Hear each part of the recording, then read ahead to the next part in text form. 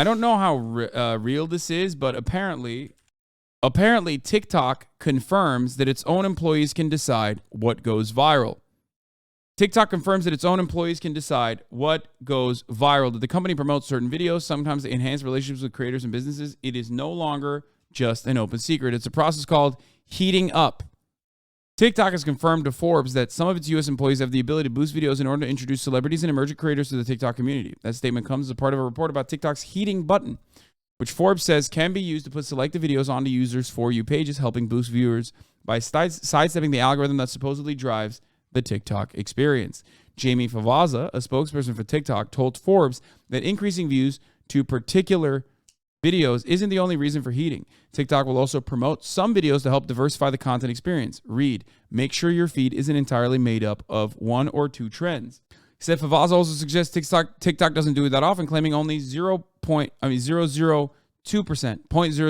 videos in your For You feeds are heated. Okay, that is an insanely large amount of number, though, because of how much do people upload.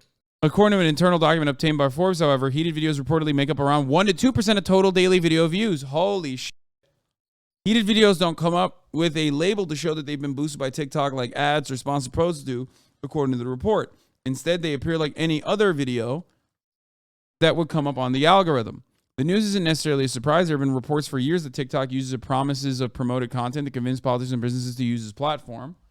TikTok would also be far from the only social media company to boost videos on naturally. Facebook allegedly knew what it was showing with inflated view counts. That's true. They did do that.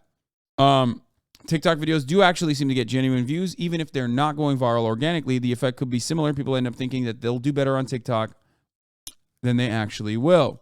But it also means that TikTok is picking winners and losers. Creators and brands may lose a spot for someone's For You page, someone that has a tighter relationship with the company. According to Forbes, there have been incidents where employees heated content they shouldn't have, promoting videos from friends, partners, and even their own accounts. Creators might also lose interest. Dude, this is one of, I'll just say it like this. What you are talking about here, what this is one of the most powerful tools in contemporary society. I'm not even kidding. This is one of the most powerful tools that like an average person has in their hands.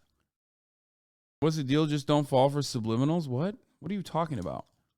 First of all, nobody is above propaganda. You are not above propaganda. You are getting propagandized all the time. You just think you're too smart for it, but you're not, okay? That's number one. Number two, you fall for propaganda all the time without even realizing it. And TikTok is the most effective tool for propaganda. It just is.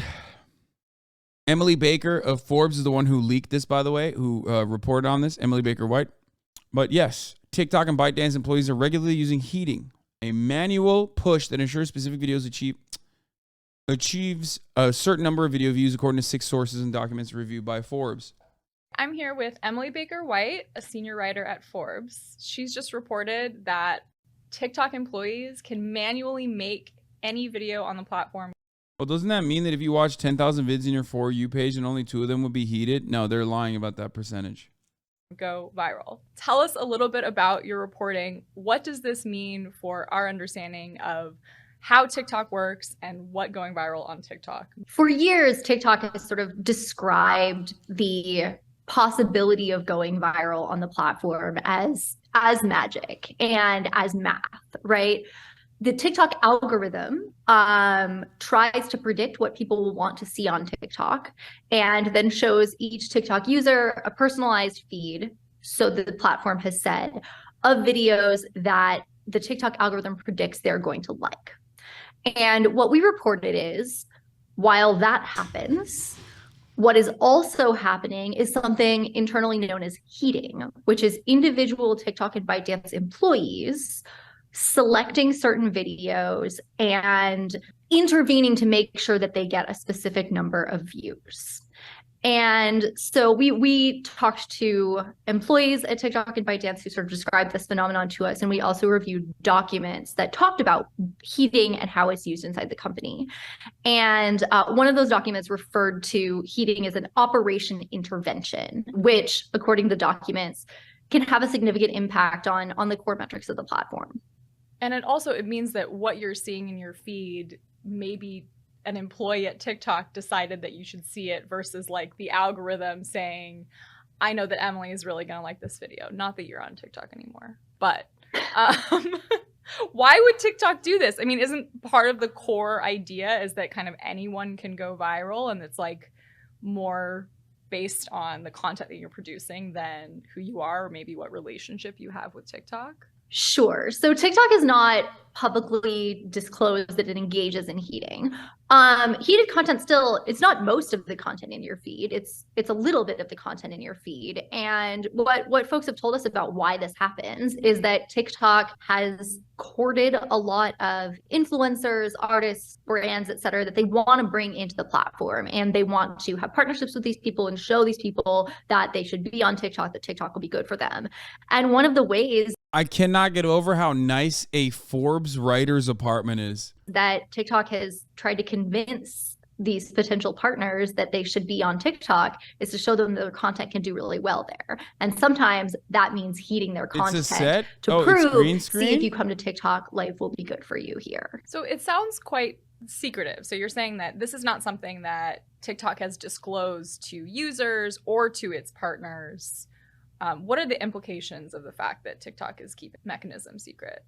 Yeah, I mean, I think It doesn't look like a there's green nothing screen. necessarily wrong with platforms deciding to boost certain types of content. We know that they've done that, for example, with how to find your polling place, or making sure that we have accurate information about where to get a COVID vaccine. Those are partnerships and sort of promotions that platforms have done before that are totally fine. I think what makes heating different and newsworthy is that it sounds like at least sometimes what is in your For You feed isn't there because some algorithm has chosen it with your interests in mind. Instead, it's there because some employee has put it there with the company's interests in mind. And to the extent that TikTok is sort of picking winners and making some videos successful, on some level, those videos are being propped up at the expense of other videos that don't have someone inside TikTok saying we should heat this. Do we know any examples of specific videos that have gotten this treatment or specific accounts that have been? I can't share specifics on that, but I do know that partnerships with NGOs, I believe, have been heated, and partnerships with artists that the company was courting have been heated.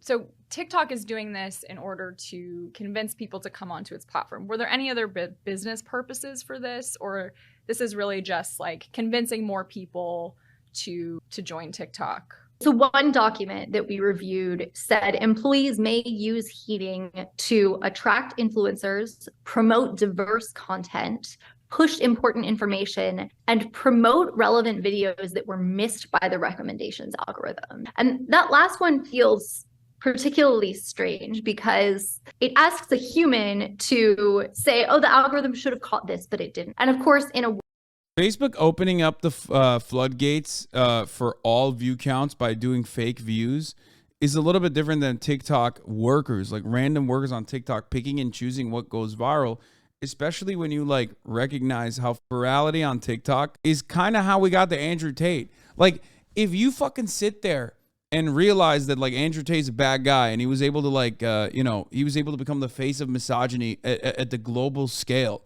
with people who still dick riding him nonstop, despite the fact that he's currently in jail over sex trafficking charges, okay?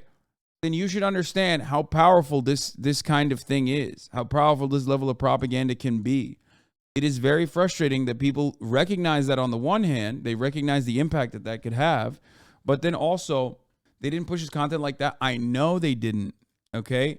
You are not understanding something that I'm saying. That is not I'm not using that as an example of like TikTok content that was heated up. I'm using that as an example of like what can happen with TikTok virality, okay?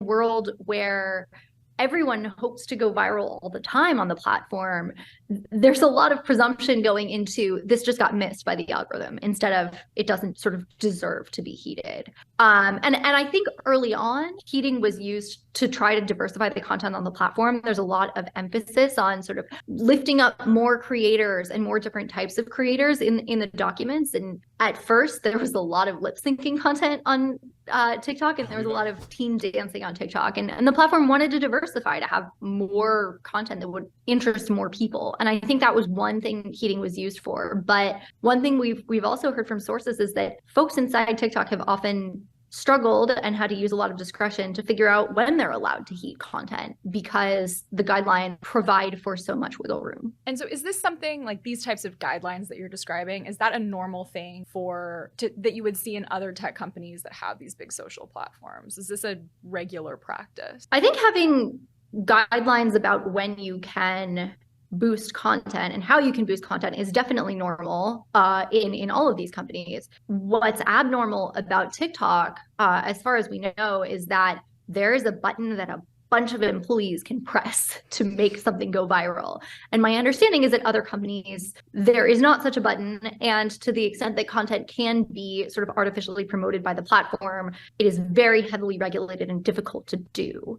And what makes heating interesting to me, one of the reasons that heating is interesting to me, is that so many individual employees at TikTok and ByteDance have had the discretion to make these decisions. And it doesn't necessarily seem like there's some central clearinghouse that makes sure that heating decisions are made internally consistently. So we're in That's a wild amount of power. There is a national conversation, and lawmakers for one person in the House are talking about banning TikTok. It's been banned on government phones, and a lot of state governments are rallying around banning it on state devices. What does this conversation about heating and these revelations that TikTok employees can kind of press a button and make anything go viral, what does that mean for the questions around TikTok being a national security risk? We don't have any direct evidence that heating has been used to try to influence public discourse or civic discourse in the United States, but it is absolutely a thing that could be used 100%. to try to influence public discourse in the United States. And so if I worked at TikTok and was trying to make sure that didn't happen, I would want to know exactly who has access to the heating tool, who has used the heating tool, and every piece of content that's been heated. And I wouldn't want. You could absolutely, I mean, anyone that doesn't think that is being a little wild. I'm not going to lie. It's just, it absolutely could be used. It absolutely. Want to have a central way of making sure that the heating tool is not misused in a way that could influence elections. And it sounds from our reporting, what we know so far is just that there isn't that level of control over this tool, and I think they need to get that control. Yeah, well, especially given that one of lawmakers' biggest concerns about TikTok is kind of this question of influencing American discourse, given how popular the app is. Can you tell us a little bit about why people are so concerned about that right now? Recommendations algorithms are really complicated. And this is a conversation that we've had about Facebook, about Twitter, about YouTube. It is easy for a slight change in how those platforms' feeds work to privilege some conversations over other conversations in a way that can move politics. We've seen this with sort of radicalization and filter bubbles on Facebook, on YouTube.